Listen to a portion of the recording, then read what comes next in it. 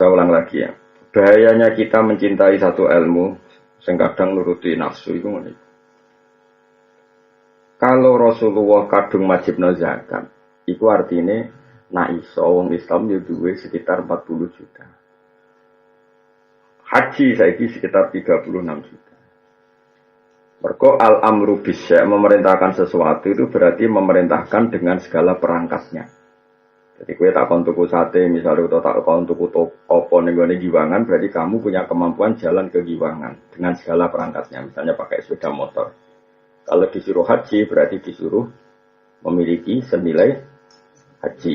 Disuruh zakat berarti disuruh memiliki senilai zakat. Disuruh sholat berarti disuruh wudu, disuruh nutupi aurat, disuruh berpakaian yang suci.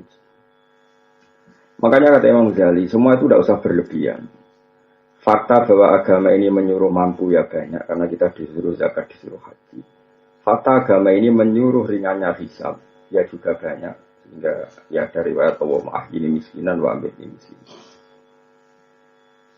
Sehingga kita ini kata Imam Ghazali tidak usah hulak, tidak usah berlebihan. Kita ngomong fikih saja. Maksudnya ngomong fikih ya tadi. Sing wis kadung sugih ya kita bicara zakat, wajib haji. Sing wis kadung melarat, ya kowe iso nambani awakmu dhewe, tambani mbek rido mbek kodok kodar, bos melarat turunan, pokoke walhasil sementing kira disalahno perkara melarat aras-arasan niku wae penting napa? Ora krana napa? Aras-arasan.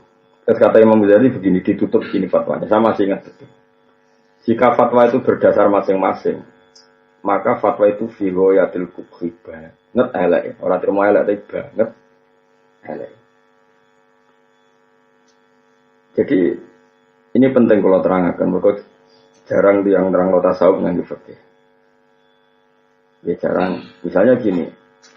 Api urip nang ngadepi pejabat. Nah cara tasawuf ya duwi. Pejabat ku apik ana rine, apa meneh apik cara tasawuf.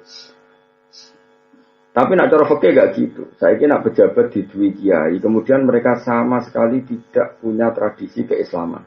Sama sekali tidak terbina oleh Islam. Kemudian bikin pelaturan-pelaturan sing rugekno Islam. Sing dosa ya ulama, mergo sama sekali gak mau bina. Dia sama sekali gak mau napa?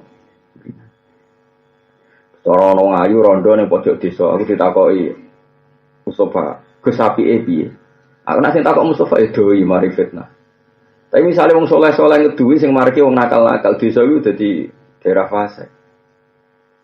Tapi nek diduwi Mustafa kan tidak majelis taklim. Ya tapi misalnya aku mending ngene parki Gus, lha imane Mustafa sepiro kok takon mariki. Ini kan masalah fikih. Nah, makanya kan setiap satu kesalahan itu antara kita itu antara menjauhi karena untuk menjauhi fitnah dari kesalahan itu. Tapi di saat yang sama Rasulullah pesan saele-ele umatku ya nabi umatku. Dan itu terus begitu Nabi dalam banyak hal. Sehingga biasanya ulama ya ngukur awaknya masing-masing. Ada yang punya nyali berteman ngomong fasik, piye umatnya Nabi butuh dibina. Ada yang milih aman menjauhi orang apa? Fasik. Dan itu kita harus ngomong terus sampai sebenarnya kesukaan oleh Allah Subhanahu wa Ta'ala. Ini nih hadis-hadis ngotot Nabi ngeritik wong fasik yang tak ngamek.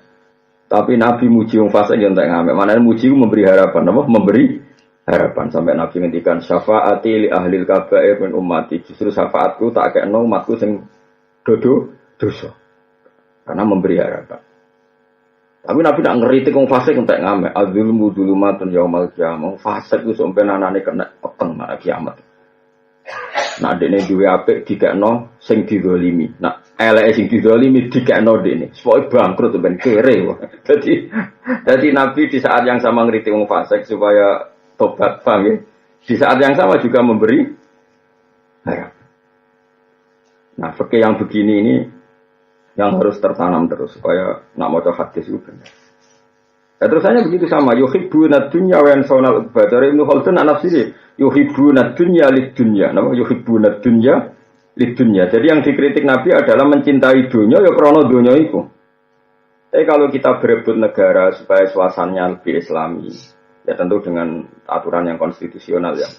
Yaitu tidak merebut dunia krana dunia. Misalnya kamu dia anak menjadi bupati, ben bantul suasananya Islam.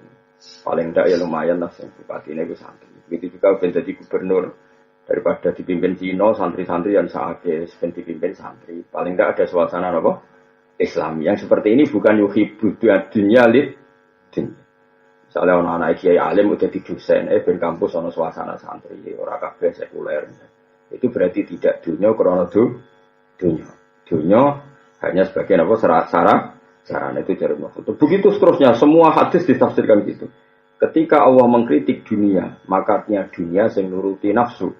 Ketika Allah memuji dunia, maknanya dunia sing mahal sujud adalah tempat sujud.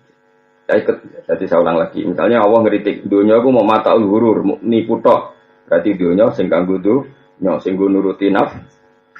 Tapi Allah nak ngeritik, apa nak muji dunia yo entek ngamek. Dunia iku mazraatul akhirah, nggo tanaman akhirat. Sekarang kita di dunia nanti, di akhirat nanti, semua referensi Allah tentang kita adalah saat kita di dunia. Kita mlebu swarga ya alasannya prestasi kita di dunia. Nanti kita masuk neraka juga karena kesalahan kita di dunia. Berarti dunia ini super penting apa tidak penting? Super penting. Nah, makanya kata Ibnu Khaldun, makanya wong sore iso ngaji do kecangkeman. Jadi kalau kamu mengkritik dunia itu ya ada porsinya, yaitu dunia yang nuruti nafsu. Ya tadi misalnya gue para wong ayu ning pojok desa, nak niate nafsu pasti dikritik Allah. Tapi nak niate merah nafsu, gue jak ngaji, gue bina, bener ada di aset kefasikan, ben gak dimanfaatno tiang-tiang napa. Itu tentu akan dimaklumi Allah. Ya, tapi ya dolanan iman itu kan urusan masing-masing. Sebetulnya bisa loh, kan? Sangat bisa. Kalau itu, maksudnya ini Mas Tamti ikhtiar itu ya. Kalau nomor niru yang bapak. Misalnya ada orang ayu yang rawan fitnah. Orang cantik ini kan rata-rata punya keluarga. Kamu kan bisa dekati dengan pamannya. Kadang ya rondo dua anak Joko, kadang dua misanan minduan. Dengan cara seperti itu kan nggak ada fitnah. Nafsu ya rapati yo mbak paman. Semari mulai beli rono kok dhewean. Lha iku masalahe kan iku. Sakjane iso dielmoni, paham. Kowe misale tak mosok Gus ro ngono ra seneng iso dielmoni. Mulane cara Kanjeng Nabi pantangane iku layak suwana rajulun bimroatin, sementing aja dhewe. Lah mari masa fitnah terus pikiran ngeres kan sluntas-sluntu dhewean. Ya jane iso dielmoni. Ya kan ya jajal ya ana ngayu suwerono dakwati ngajak Mas Tri Mustofa. Baru rebutan. Waduh. Jadi ajane iso dielmoni iku iso. Makanya gue masuk kenangan saya sama Ibnu Khaldun itu tadi dia. Jadi makanya sekarang banyak orang kacau karena itu. Melihat negara hanya sisi tauhidnya. Jadi pejabat mesti kelakuan ini. Ya repot. Nggak sing tomak melihat negara hanya prospek. Kenal pejabat pernah. Bodoh kacau nih kan. Tidak usah seperti itu. Semua di dunia ini bisa dimanfaatkan sebagai aset akhirat atau jadi prahara untuk akhirat. Terserah kita yang lola. Nah, caranya yang lola gimana? Dengan fikih. Seorang lagi apa? Dengan kalau nanti ketemu Gus itu sufi. Ya alim sufi. Tapi ada goblok. Ya alim tapi alim banget. Nah, ada gobloknya. Jadi orang belum kanjaran Gus-Gus gede. Jadi alasannya Gus kanjaran Gus-Gus gede mari hati wangkot, mari sombong. Akhirnya kanjaran santri sing larat-larat. Bertahun-tahun dia. Kalau saya kan enggak kanjaran rogen ya gelem, Gus gede ya gelem, mau jelas ya gelem.